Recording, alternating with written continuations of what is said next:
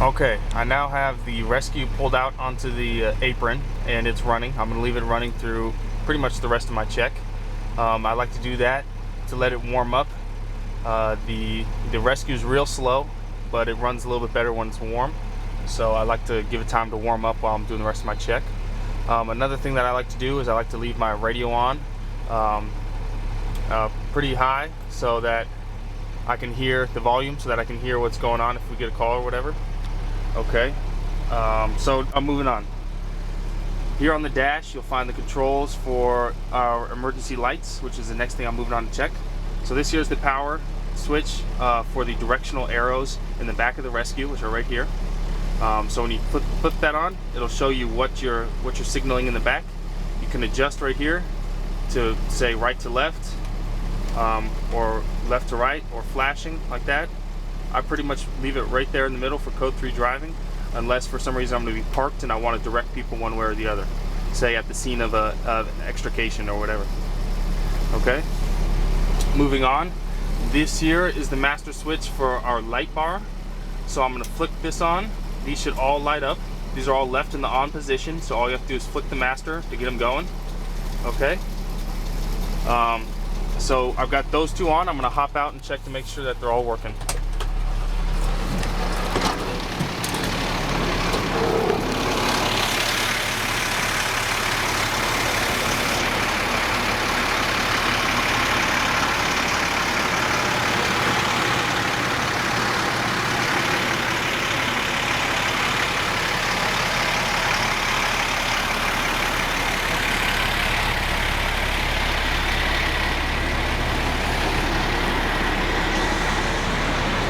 Good morning.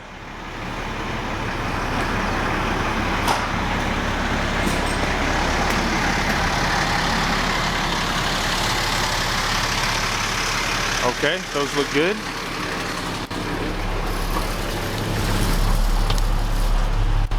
So I'm going to flick these off.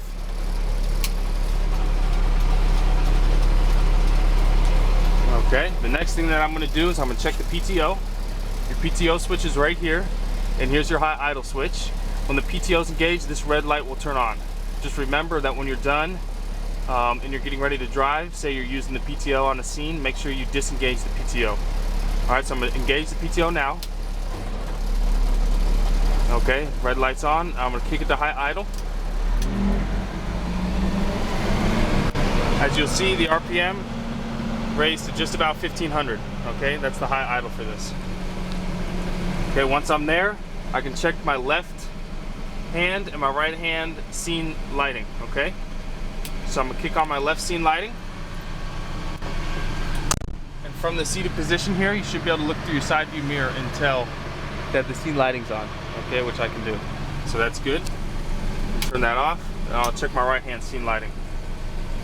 Same thing, I can see through my side view mirror. You may not be able to, but I can. All right, that's good. And then I'm gonna leave that on. I'm going to go to the back and check my rear scene lighting.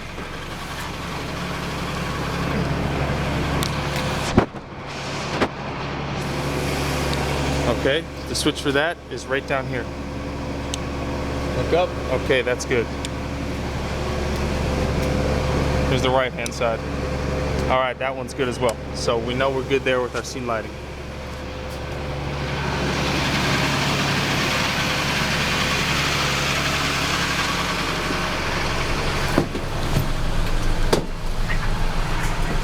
So if we check our list, we've done all this stuff.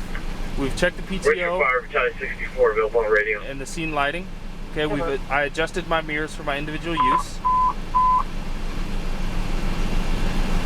Prepare a copy of Meadowpool, Richmond Parkway in Bloom. Richmond Parkway in Bloom. I have not yet done my air brake test. I'm going to do that at the very end. So what I'm going to do is I'm going to move on to the Hurst tools and the saws. Richmond Parkway in Bloom at the AC Transit Center. So I'm going to take it out of high idle. So you just flick the PTO switch there. Some people have said they like to leave it in high idle during their check, but I just let the thing idle. I don't think there's really any need for the high idle. All right, so I'll get out and check my saws.